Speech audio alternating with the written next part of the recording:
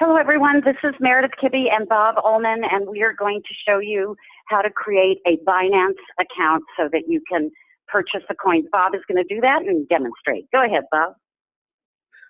Yes.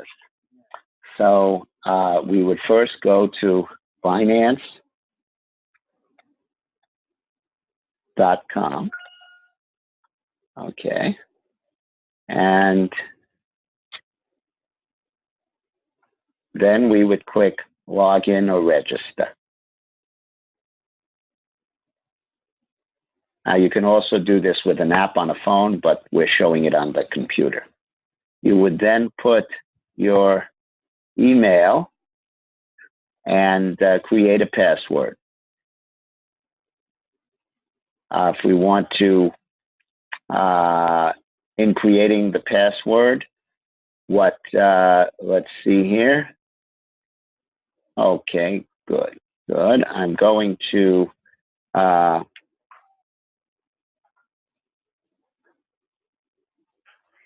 let me just remind everybody, keep track of all your passwords and usernames and which email you use for accounts. Keep track of all that stuff and the link and everything else.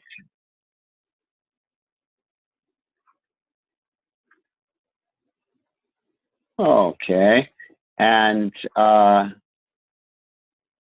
read to Binance. And by the way, there is a referral ID, which is optional. You do get credit if you refer this to others, so Meredith, make note of that as well. Okay, and at this point, they use a system here that you just move the little puzzle piece in.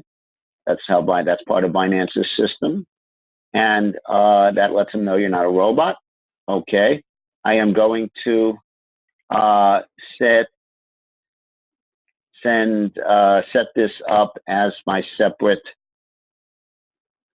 Binance account, since I already have one, as my new Binance account in my RoboForm. I keep track through RoboForm. He already has a Binance account. I keep track of through RoboForm of all my passwords, and I advise others to do the same. It's an excellent way. And let's see. Okay, there we go. I'm now going to go into, because it says to me that they sent a confirmation email. So I have to go to that email account. Okay. And you'll notice how easy, again, using this RoboForm, how easy I log into things. There we go. I just click on it and it logs me right in. There we go. So I would be lost without RoboForm. And I advise the RoboForm everywhere, which is just $10 a year for most people. Now, here's to confirm the registration. We're going to confirm it. Click, if you can't do it by above, they give a link. I'm going to just do it above. Activation, account activation successful. Please log in. Okay, so then again, I'm going to use my new RoboForm information.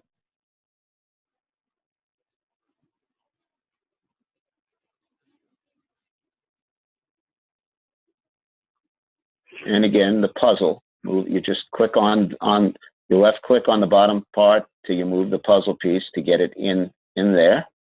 There it is. You mean that's like a CAPTCHA thing, Bob? Is that what that is? Yes, yes. The puzzle? Ah, okay. That ensures you're not a robot. Okay, so here's some basic instructions. Now I've set up the account. It says never install browser. Okay, never tell a password or 2FA codes. Okay, so it's giving us some basic information here, which is pretty, again, pretty obvious. We want to check off each one of these to show that we read them. Okay, very important for security to pay attention to this stuff. Okay. Bob has already read these, so he's not reading them right now, but you guys should read them when you do it. Yeah, because I have an account, right? This is my second one. We strongly recommend you to enable 2FA. Please choose how you wish to receive your 2FA code. I'm going to do mine with the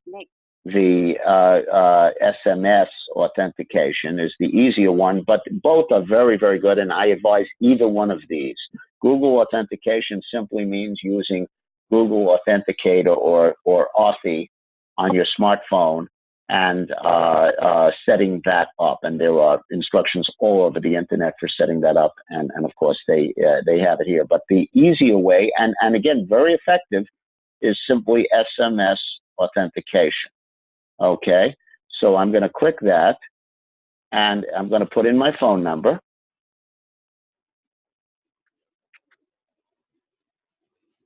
I'm going to click Send SMS. They won't allow me to use that phone. So at this point, that is not going to work as a method of securing this account. So I'm going to, I advise nobody else to skip that, but I'm going to skip the process for now because this is a very small amount that I'm buying of the coin, just as an example. I'll deal with that later. Okay, so at this point, I'm again logging in, again going through this, the little piece, the puzzle piece. Okay, and now, oops, doesn't,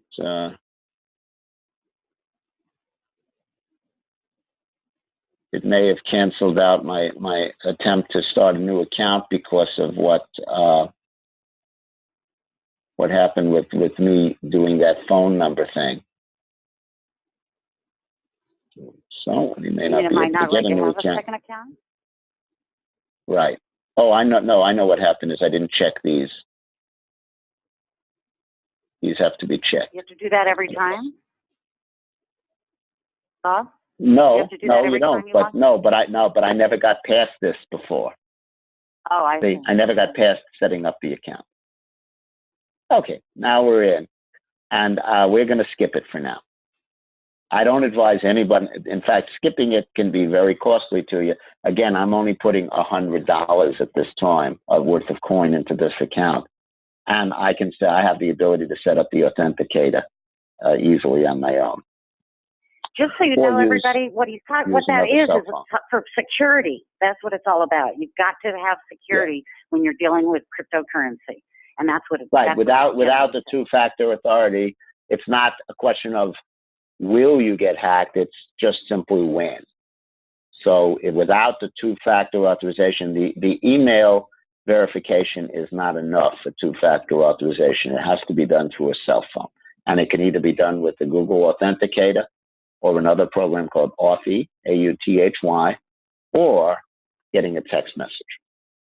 And those two programs, Authy and Google Authenticator, are your app stores. They're downloadable apps. That's what they are. Right. That's right. Now, it says it's unverified. Okay. And at this point, we're in the main login page at this point. What we're looking to do is put some Bitcoin in here, okay? Because we can't buy any of the suggested coins without Bitcoin, and there's no Bitcoin in this account since it's a new account.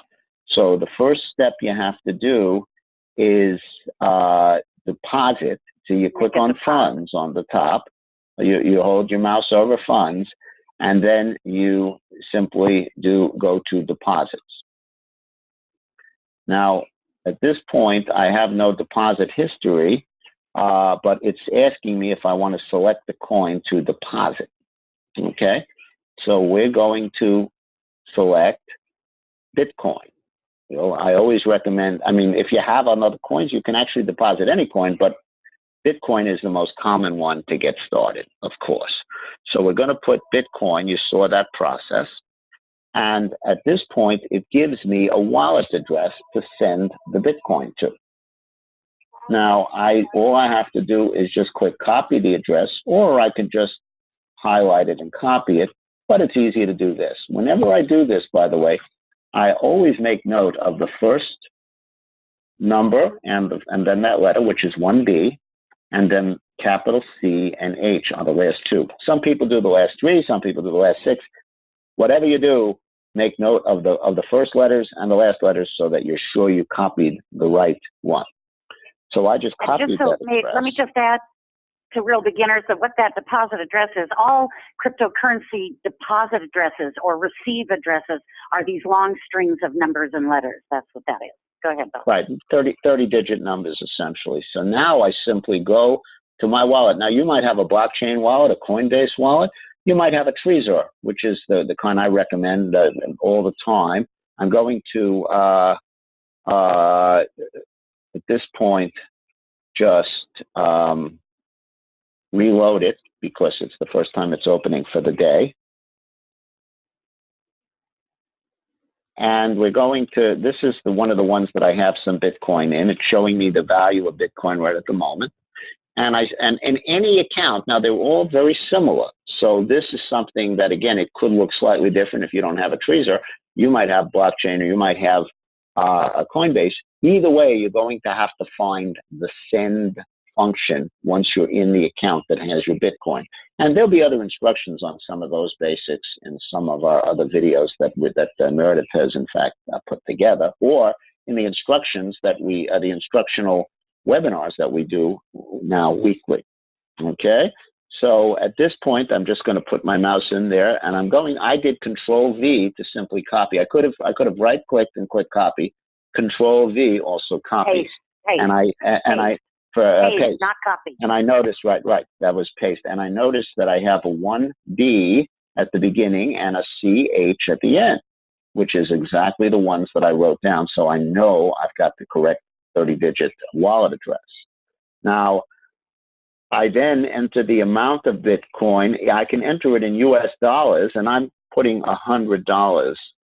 We're going to buy the minimum amount. Do you need to add a little bit for fees and everything? Do you need to do a little more than the 100 for fees? No, because the fee is only 14 cents here, so that's pretty close. Okay. So you can see it's actually it adds the fee on because I put 100, so it's having me send $100.14.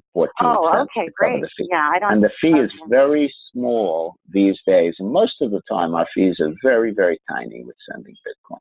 In fact, the fee is high right now at 14 cents because I'm sending a very small amount. If I was sending $10,000, let's just see for the heck of it. Well, I don't have not enough fun. So I can't do it. But let's say I did $1,000, it would be 14 cents too. And I can tell you $10,000 might be 9 cents. It works because there's more mining involved, so the miners can make more without on the larger amounts. But in this case, we're going to go back to the $100. And we're going to simply, once it's set up like this, and again, all the wallets look somewhat similar, I'm going to click send. In this case, I have to do some verification, which I have to look at my little hard wallet that I have, my Trezor, and determine the place that these letters happen to be. The Trezor is a hard wallet. It is something that's a physical thing that you buy. You can buy it on Amazon or other places. Actually, we want to forget about that, and I'll tell them how they buy it in just one second. Well, I bought mine on Amazon. Okay. Yes, but I'll tell you the problem involved in that in a second here.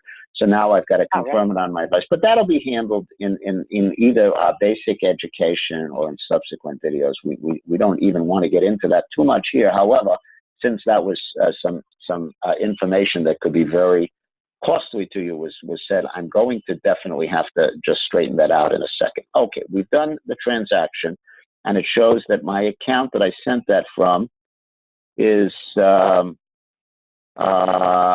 now has is $100 less in Bitcoin. In that account, it shows the transaction right here as pending, that it went out $100 worth of Bitcoin. Now it's going to take a little while, so we're going to have to.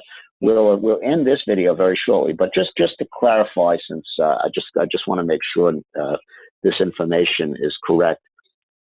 The problem with buying a Trezor wallet through any other source except Trezor, you're buying it from a third-party source. And yes, you can buy them, and you might have a successful purchase. But on the other hand, it's much smarter to buy a Trezor wallet or a Ledger wallet, which are the two main hard wallets, direct from the company that sells them. You would go to Trezor, Trezor.io. Okay, the reason that is much smarter is any other seller of one of these hard wallets can alter the wallet. And now it's unlikely through Amazon you're going to have an issue like that, but I can tell you that I read of an account where someone bought one through eBay from a reseller thinking they were getting a new wallet, and it looked new for all practical purposes, but whoever was selling it had already set the code, the verification, the reclaim code.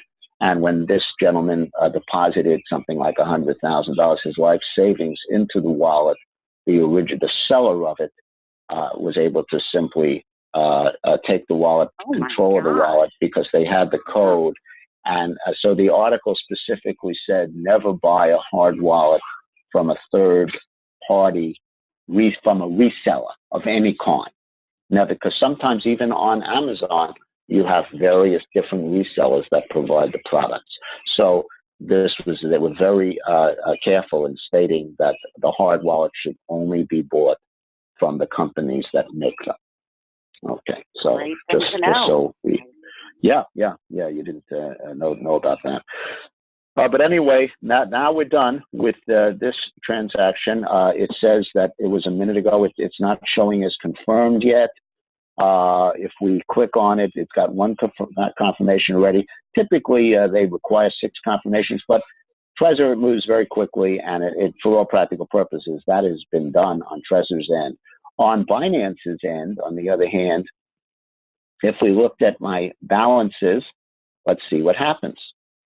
We can go to my balances. We're not seeing a balance yet showing up here. Where would you see it, Bob? I don't see where you're showing. On the top here, where it says estimated value. Oh, there you go. Okay. Now, I clicked funds and balances. I could also click transaction history. So I might see the transaction having occurred. It is showing that a transaction occurred. It's gotten one of 2 confirmations. They require 2 confirmations. That's all part of the mining process. And when there's 2 confirmations, which could be in 5 to 10 minutes, that money will be available, or that Bitcoin will be available in Binance to use to buy the coin. So we'll then come back on the next video and do that. I can pause the video, Bob. I can just pause the video. You want me to do that? You can pause it, but it could be 5 minutes. It could be 20 for the next segment. Okay, very good. This can be a generic video that can be used for much more. Yeah. Okay. Bye-bye.